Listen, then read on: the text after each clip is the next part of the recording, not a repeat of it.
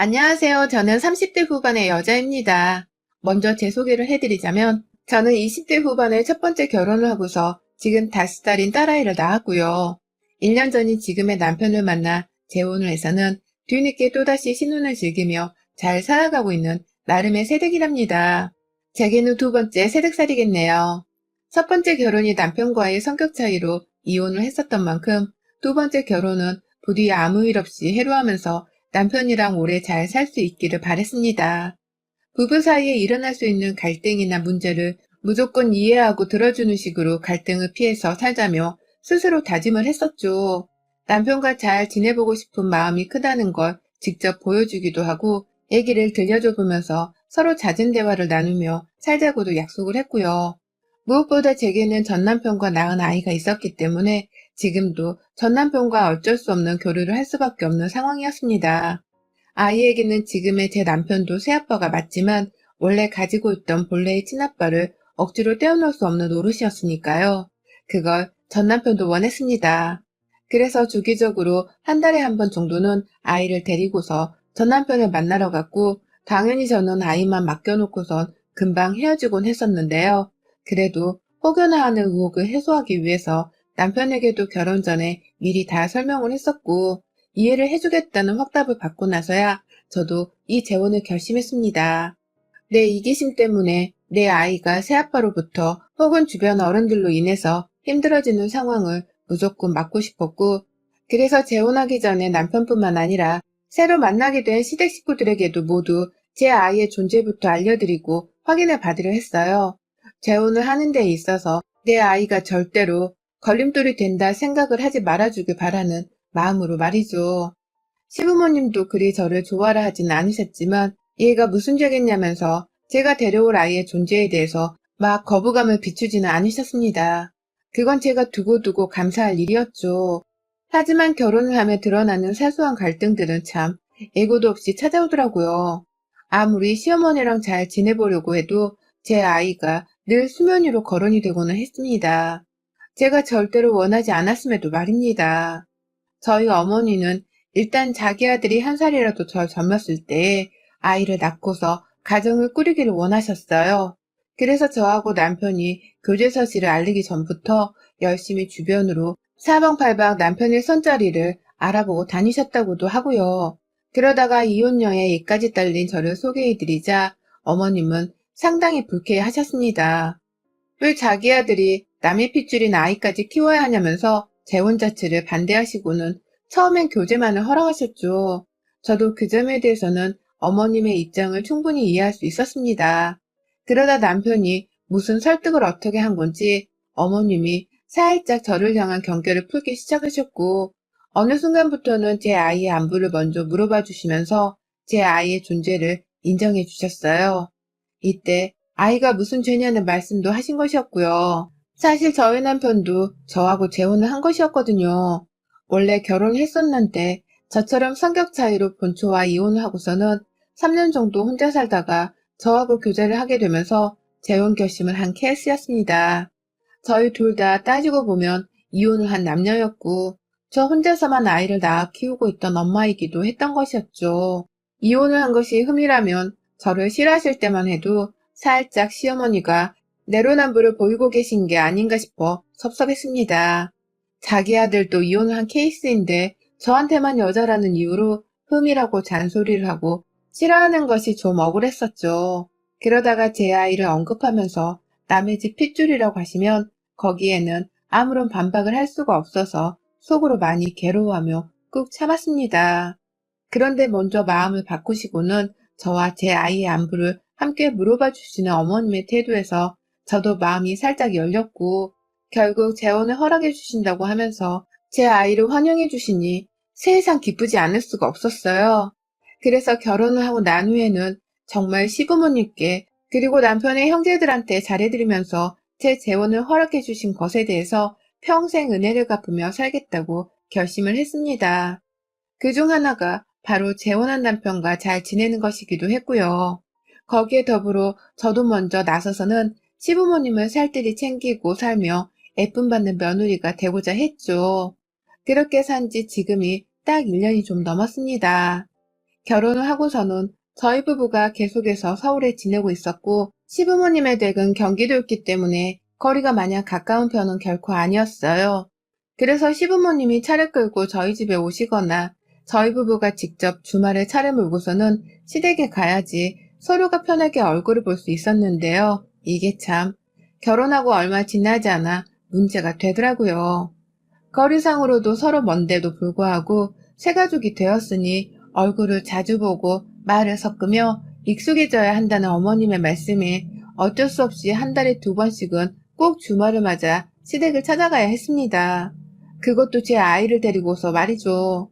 새가족이 된 저와 제 아이하고 친하게 지내며 정을 붙이고 싶어하는 시어머니의 뜻을 잘 알았기 때문에 처음에 저희 가족을 집으로 부르려고 하실 때에 기쁜 마음으로 가겠다고 대답을 했었습니다. 가는 길에 혹여나 어머님이 좋아하실까 싶어서 혼자 베이킹을 만들어 싸가기도 했고, 제가 화장품 회사를 다니는지라 괜찮은 샘플들이 좀 많이 들어오는 편인데요.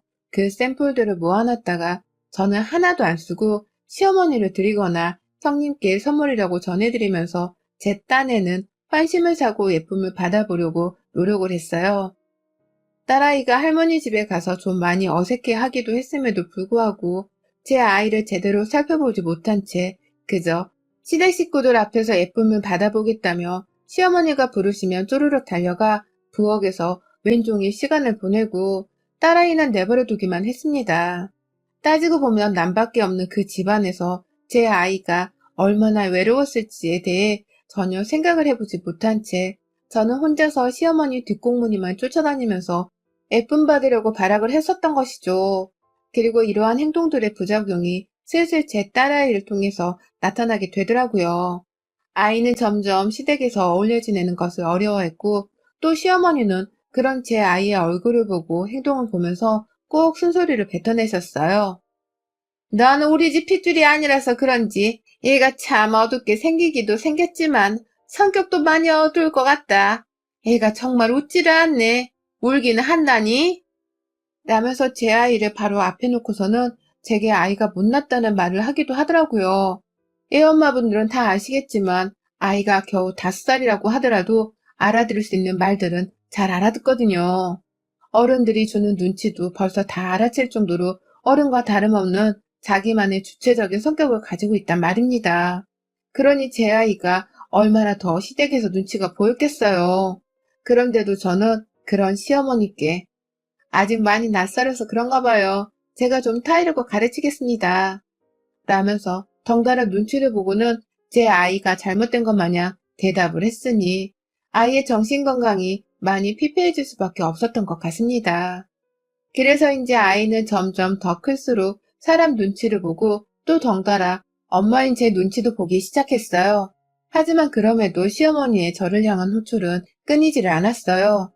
틈만 나면 가족들과 우애를 다지자면서 코로나가 터진 와중이었는데도 시댁으로 불러드렸고 제가 한 번은 코로나 때문에 회사 출근도 좀 해야 해서 많이 불안하다고 말씀을 드렸더니만 어떻게든 저를 보겠다면서 딱 저희 식구만을 시댁으로 부르시더라고요. 형님네랑 도련님네는 부르지도 않고서는 네가 하도 코로나 걱정을 해서 다른 형제들은 아무도 안 불렀다. 이제 됐지?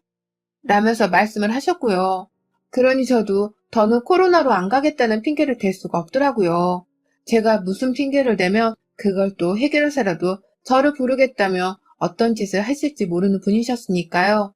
애초에 남편이 빨리 아이를 가져서는 단란한 가정을 꾸리는 것이 목적이셨던 어머니께서는 그렇게 저를 불러선 늘상 왜 아이 소식이 아직 없냐는 말을 자주 물어보셨습니다. 결혼 초에는 그래도 친해져 보겠다는 명분으로 집으로 불러대기만 하더니 올 초부터는 부쩍이나 임신 타령을 하면서 더 소식이 늦어지면 큰일 난다는 말씀을 하시더라고요. 이미 나이가 차 있어서 내일 모레 40인데 언제 애를 가져서는 언제 애를 낳냐면서 마치 임신을 하고서 출산을 하는 그 과정을 미역국에 들어가는 미역줄기 마냥 묘사를 하며 말씀을 하셨습니다. 더 정확히는 말씀이 아니라 저를 혼내신 것이었고요. 임신이 제멋대로 되는 것이라면 제가 지금 당장 아이를 가졌겠죠. 하지만 남편이랑 노력을 나름 하고 있어도 되지를 않는 것이었기에 저도 답답한 상황이었습니다. 그와 동시에 우리 부부는 아직 결혼 1년차를 향해 가고 있던 신혼부부와 다름이 없었으니 임신에 대한 부담은 최대한 덜 느끼고 싶기도 했었고요. 그런데 어머님은 저희 부부가 신혼을 즐기려고 하는 것에 대해서 오히려 불만이 있으신 듯 굴었어요.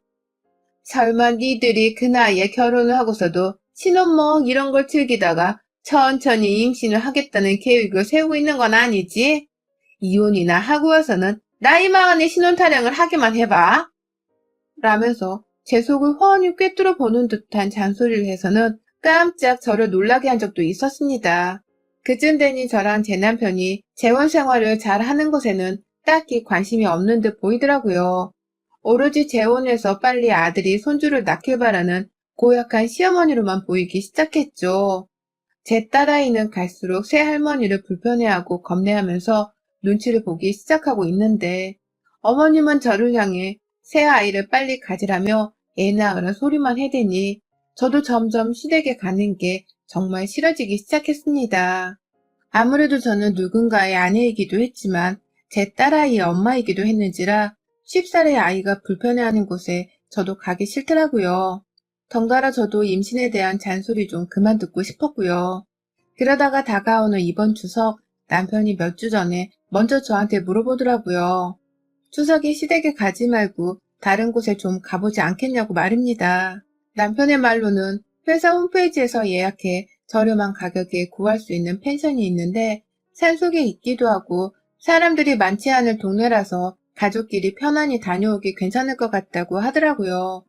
어차피 코로나 때문에 이번 명절도 정부에서 이동을 하지 말라는 공고가 내려올 텐데 우리는 그동안 시댁을 자주 가도 너무 자주 갔으니 이번 한 번쯤은 그냥 명절을 패스해보는 게 어떻겠냐고 말이죠. 솔직히 남편이 이런 제안을 먼저 해주니까 저로서는 너무 고마웠습니다. 지난 설에도 시어머니가 하도 할 말이 있다면서 오라고 보채시는 바람에 어쩔 수 없이 시댁을 잠시 찾아갔었거든요. 그래서 제 개인적으로도 주변 사람들한테 알리기 창피하기도 했고 우리 시어머니가 생각보다 고집도 있고 나를 배려해주지 않으시는구나 싶어서 속이 상하기도 했었습니다.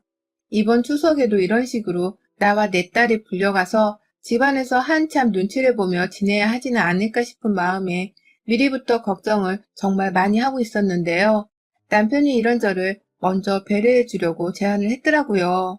그동안 제 딸도 시댁에서 눈치를 점점 보기 시작했고 저 또한 자꾸만 시댁에 불려가면서 애 낳으란 잔소리를 들으며 힘들어하는 게 눈에 다 보이니까 남편도 저를 잠시 쉬게 해주고 싶었던 것 같아요.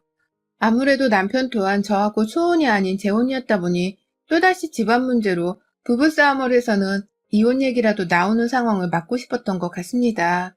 그러니 남편의 깊은 뜻을 알아챈 저도 고마운 마음에 덥석 남편의 제안을 받아들였죠. 그렇게 시어머니께는 남편이 추석 일정을 알려드리기로 약속을 했습니다.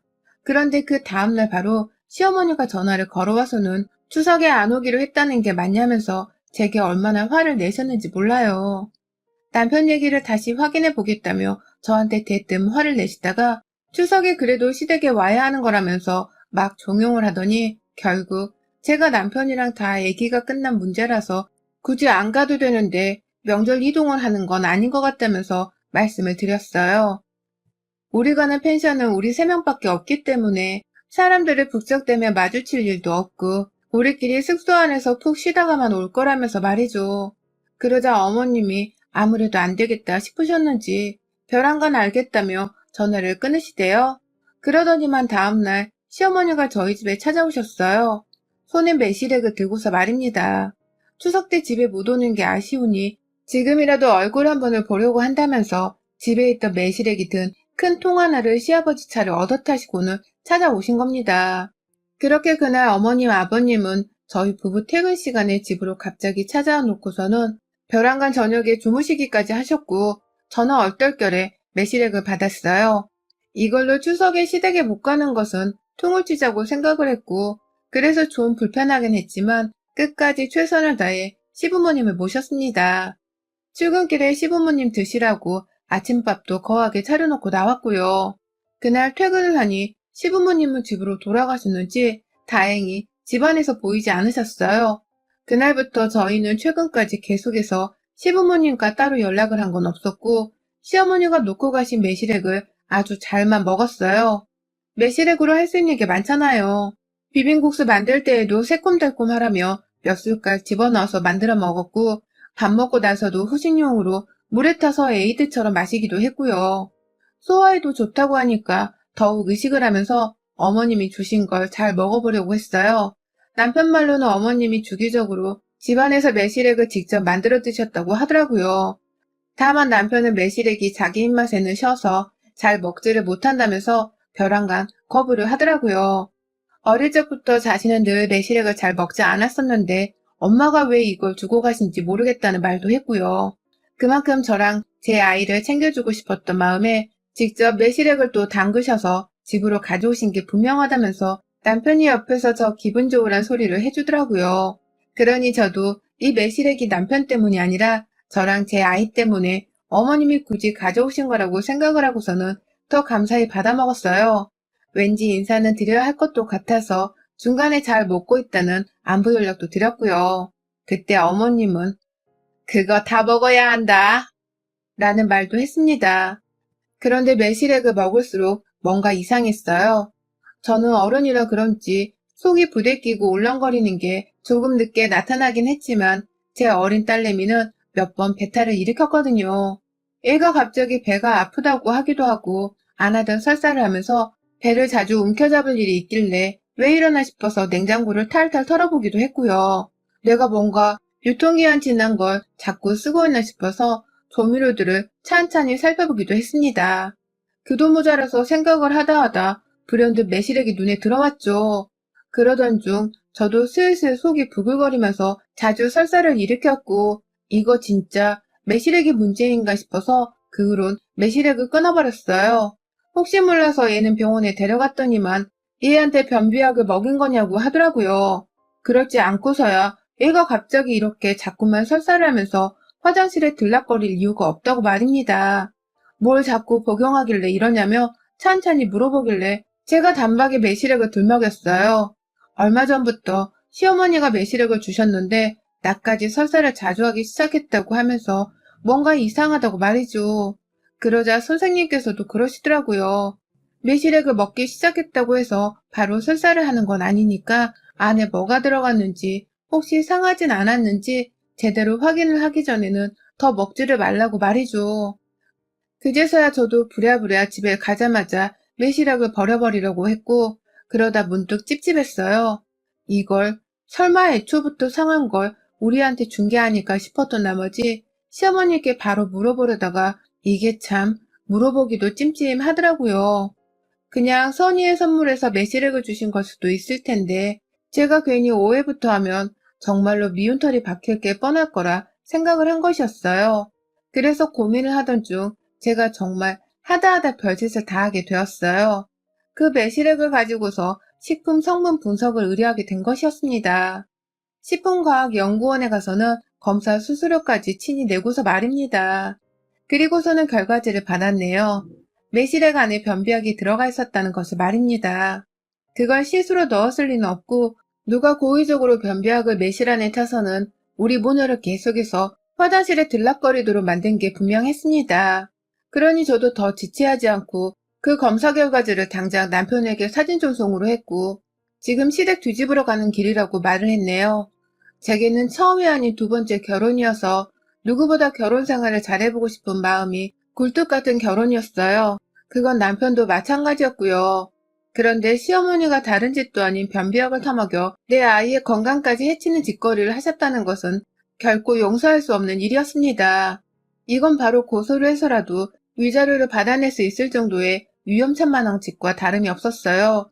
남편도 그 심각성을 인지한 건지 바로 시댁으로 오겠다고 하고 그러니 저도 매실액을 부둥켜 안고서는 바로 시댁으로 갔습니다. 당연히 제 손에는 검사지까지 붙들려 있었고요.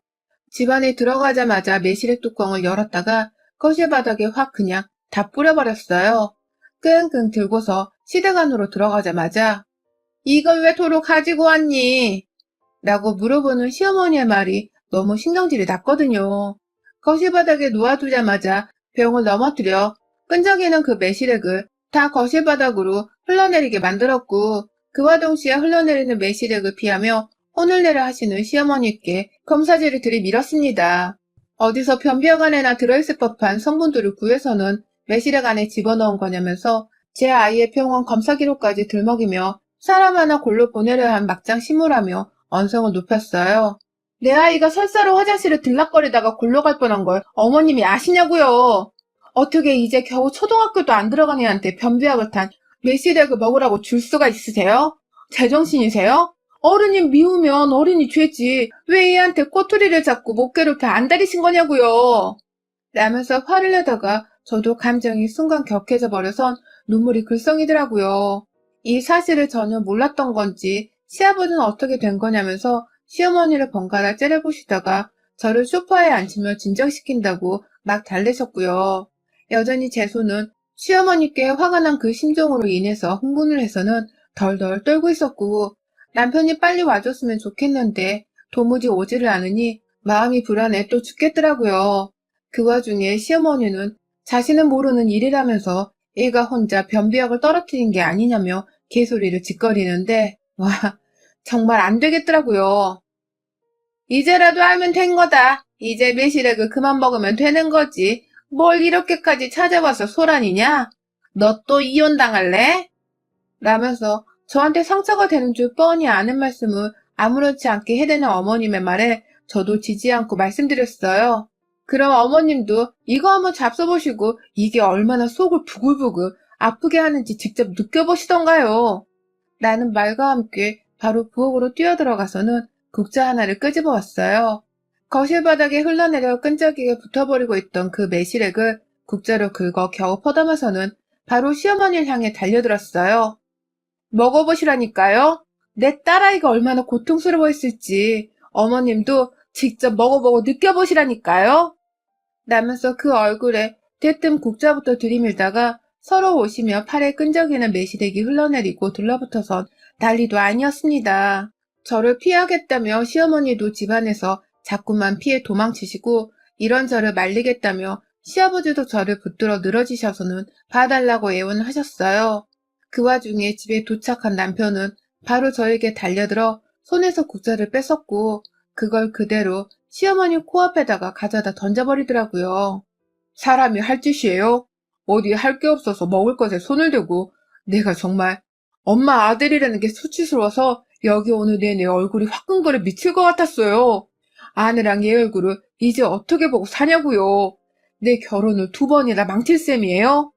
라면서 얼마나 큰 목소리로 소리를 쳤는지 모릅니다. 얼마나 목소리가 우렁찼으면 제 속이 다 뻥 뚫릴 정도였다니까요. 그러니 시어머니도 아들한테서 국자로 맞을 뻔했다고 생각을 하시는 건지 가만히 그 자리에서 저를 따라 눈이 충혈되어서 흐느적거리기만 하다가 네가 명절에 안 온다고 먼저 말했잖아. 네가 어떻게 명절에 엄마를 안 보러 올 수가 있어? 네가 똑바로 처신을 했으면 내가 괘씸하다며 이 짓까지는 하지 않았을 거 아니냐. 라고 말씀을 하시더라고요. 도대체가 왜 남편의 전 부인이 남편과 성격 차이로 이혼한 건지, 시어머니가 어떻게 행동을 했길래 이혼을 했을지 정말 뻔히 보이더라고요.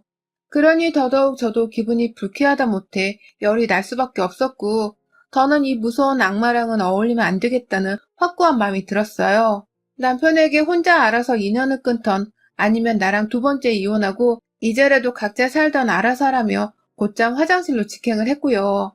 제 몸에 묻은 매실액을 다 씻어내고 난 후에야 화장실을 나오니 남편은 저를 따라 화장실 안으로 들어가 자기 몸 일부를 씻더니만 가자 라고 말하더라고요. 내가 왜 너랑 이혼을 해? 차라리 엄마랑 연을 끊고 말지 라는 소리를 하면서 말입니다. 그러니 시어머니는 야, 너?